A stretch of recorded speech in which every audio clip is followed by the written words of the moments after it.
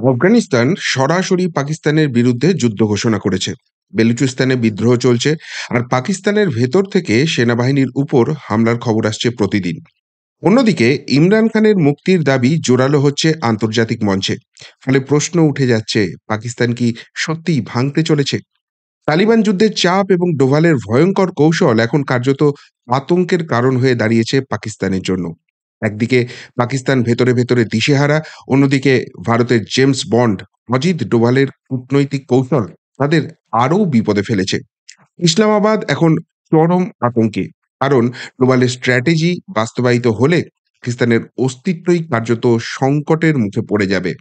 শেহবাজ শরীফদের নয়া আতঙ্ক। ১৯৭১-এ ভারতের পিছনে লাগতে তাদের দেশকে দুটুকরো হতে হয়েছিল। কিন্তু এটা মোদির ভারত পুলওয়ামার ঘটনার পর ঘরে ঢুকে মেরে গেছে। ফলে এবার কি পাকিস্তানের অস্তিত্বই বিলুপ্ত হয়ে যাবে? টুকরো টুকরো হয়ে যাবে তাদের দেশ। পাকিস্তানে বর্তমানে যা চলছে তাতে পুরোপুরি বদলে যেতে পারে উপমহাদেশীয় রাজনীতি। ফলে গোটা বিশ্বজুড়েই আলোচনা শুরু হয়ে গেছে পাকিস্তানের ভেতরের বিশৃঙ্খলা, আফগানিস্তানের যুদ্ধ ঘোষণা আর ভারতের সাইলেন্ট স্ট্র্যাটেজি নিয়ে। এটা এমন একটা বিষয় যেটা শুধু আমাদের দেশকেই নয়, পুরো আমেরিকা, চীন, রাশিয়া সহ পৃথিবীর সমস্ত ক্ষমতাবান দেশের রাজনীতিকেই প্রচণ্ডভাবে প্রভাবিত করতে পারে। তাই বোঝা দরকার মোদি ডোভালের মাস্টার প্ল্যানে কিভাবে পাকিস্তান নিজেই নিজের পাতা ফাঁদে আস্তে আস্তে জড়িয়ে যাচ্ছে। পাকিস্তানের বর্তমান অবস্থা বলার কর্তব্য নয়। দেশের অর্থনীতি প্রায় দেউলিয়া হয়ে গেছে। আইএমএফ থেকে ঋণ নিয়ে তাদেরকে টিকে থাকতে হচ্ছে।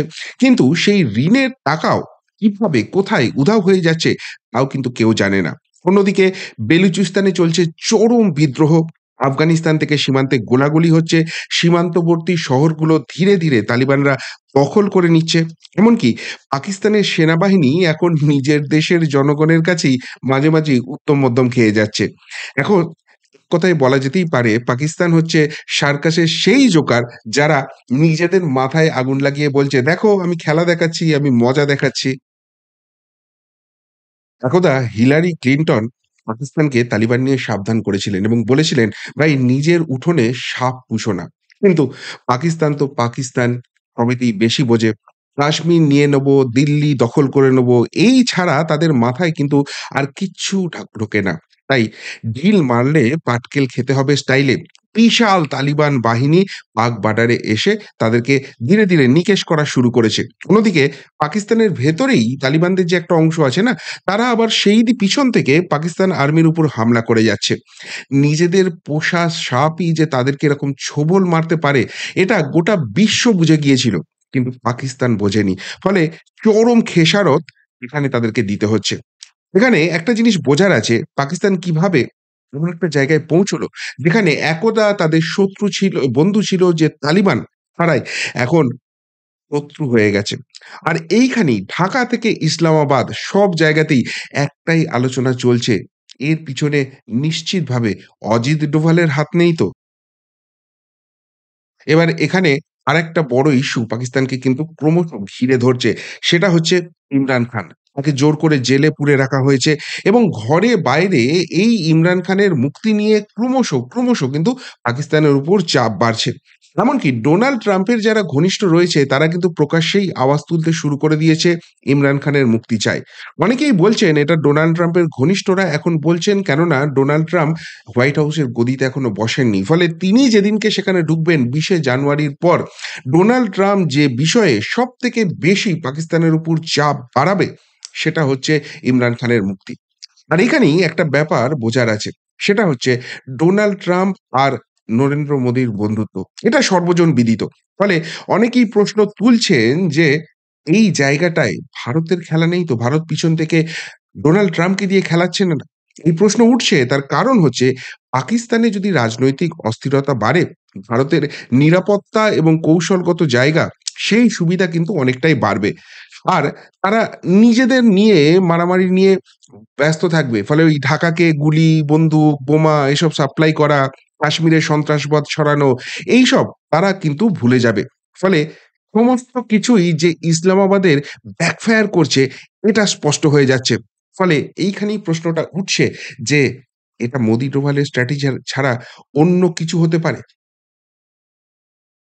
পাকিস্তানের একটা অংশ বেলুচিস্তান তারা কিন্তু দীর্ঘদিন ধরেই বিদ্রোহ করছে, স্বাধীনতার জন্য তারা লড়ছে এবং পাকিস্তান তাদেরকে জোর করে দমন করার চেষ্টা করে যাচ্ছে। কিন্তু সেই বিদ্রোহ বর্তমানে কার্যত একটা ভয়ংকর আগ্নেয়গিরি হয়ে জ্বলে উঠেছে। বেলুচ নেতা-নেত্রীদের অনেকেই প্রকাশ্যে সরাসরি বলতে শুরু করেছে, তাদের নাকি ভারতের সমর্থন দরকার আছে। কিন্তু ভারত কি তাদের সত্যিই সমর্থন করছে? এই নিয়ে কিন্তু পাক মিডিয়াতে জলঘোলা শুরু হয়ে গেছে। তবে ভারত স্ট্র্যাটেজিক্যালি কিন্তু একদম চুপ করে আছে। এই নিয়ে কোনো রকম কোনো মুখ তারা খুলছে না। কিন্তু পাকিস্তানের ঘরে বাইরে যখন এই বিপদটা চরমে উঠছে, সেই সময়ই বেলুচিস্তানের বিদ্রোহ এতখানি ভয়ংকর চেহারা নিল। এটা কি নেহাতই কাকতালীয় হতে পারে? সেই প্রশ্নটা কিন্তু উঠে যাচ্ছে। আর যদি সত্যিই বেলুচিস্তান পাকিস্তান থেকে আলাদা হয়ে যায়, সেটা কিন্তু ভারতের জন্য একটা বিশাল বড় কূটনৈতিক জয় হবে। কেননা এতদিন পাকিস্তানি জনতাদের টুপি পরিয়ে রাখার পাক সরকারের একটা বেশ বড় অংশ ছিল যে, "আমাদের দেশে অর্থনীতি-ফর্থনীতি যা কিছু হচ্ছে সেসব ঝামেলা ঝঞ্ঝাট ভুলে যাও। আমরা কাশ্মীর দখল করে নেব। আমরা ভারত থেকে দিল্লি অব্দি দখল করে নেব।" এই সমস্ত বলা। কিন্তু যদি সত্যিই বেলুচিস্তান আলাদা হয়ে যায়, তাহলে পাক জনতার কাছে কি বার্তা যাবে? যে দেখো, যখন ভারতের পিছনে লাগতে গিয়েছিলাম, ১ম এ পাকিস্তানকে দুভাগে ভাগ করেছিল। পূর্ব পাকিস্তান, পশ্চিম পাকিস্তান ছিল তো। পূর্ব পাকিস্তানকে স্বাধীন করে তারা বাংলাদেশ করে দিয়েছিল। এবং তারপরেও ভারত বিরোধিতা কিন্তু এরা ছাড়েনি। এই জায়গায় পাকিস্তান কাশ্মীর নেওয়া দূরের কথা, দিল্লি দখল দূরের কথা, বেলুচিস্তানও আমাদের কাছ থেকে বেরিয়ে গেল। অর্থাৎ মেসেজ ভারতের তরফ থেকে ক্লিয়ার অ্যান্ড লাউড যাচ্ছে যে যত পার পিছনে লাগবে ততগুলো টুকরো পাকিস্তানকে করে দেব। আর এই যে কূটনৈতিক বা মনস্তাত্ত্বিক চাপ যেটাই বলুন না কেন, সেইটা যদি হয় পাকিস্তান কিন্তু এই ঘটনার পর কুঁকড়ে যেতে কার্যত বাধ্য হবে। এখন গোটা বিশ্বে একটাই প্রশ্ন ঘুরপাক খাচ্ছে। এই সমস্ত কিছুর পিছনে এখানে কি ভারতের কোনো প্ল্যান কাজ করছে? কেননা একসঙ্গে এত কিছু কার্যত অর্কেস্ট্রার মতো পাকিস্তানের বিপক্ষে কাজ করছে।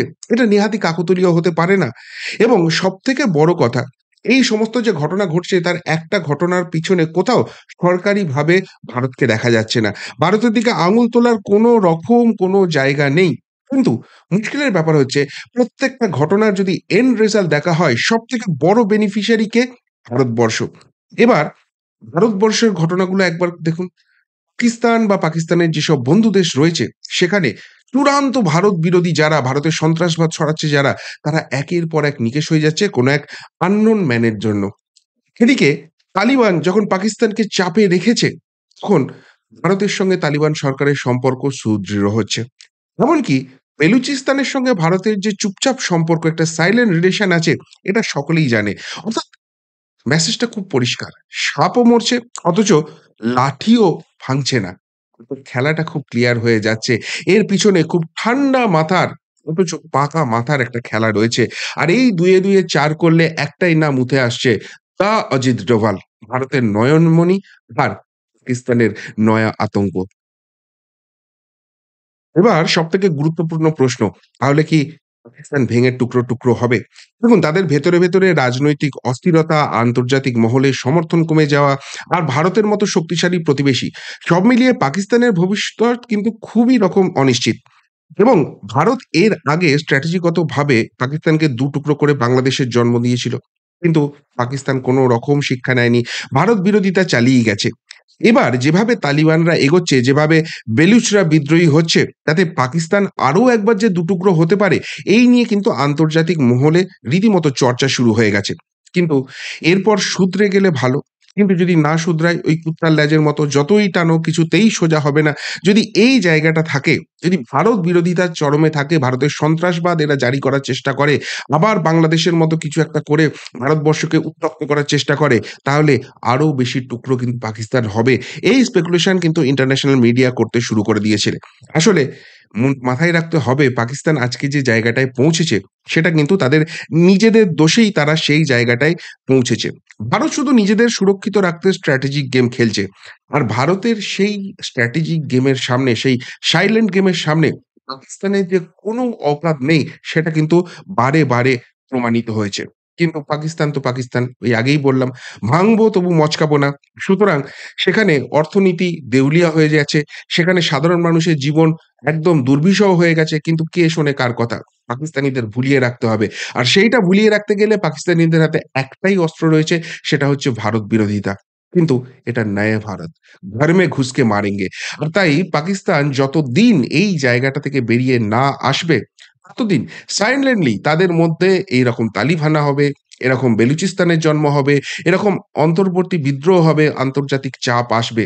কোথাও পিকচারে ভারত থাকবে না। কিন্তু পিছন থেকে খেলাটা যে কে খেলছে, এটা সকলের কাছেই পরিষ্কার হয়ে যাবে।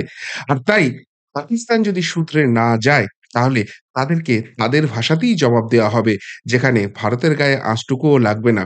কিন্তু পাকিস্তানের যে টেরালাসটা আছে না, সেটা শেষ পর্যন্ত সিধা হয়ে যাবে।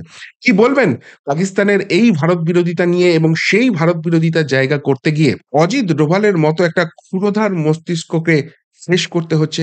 আর সেটা ফেস করতে গিয়ে ওদের এই কুই করা অবস্থা নিয়ে যদি কিছু বলার থেকে অবশ্যই কমেন্ট বক্সে কমেন্ট করে জানাবেন। এখনকার মতো এখানেই শেষ করলাম। ফেরত আসছি নতুন প্রতিবেদন নিয়ে খুব তাড়াতাড়ি। ভালো থাকবেন, সাথে থাকবেন, পাশে থাকবেন। নমস্কার।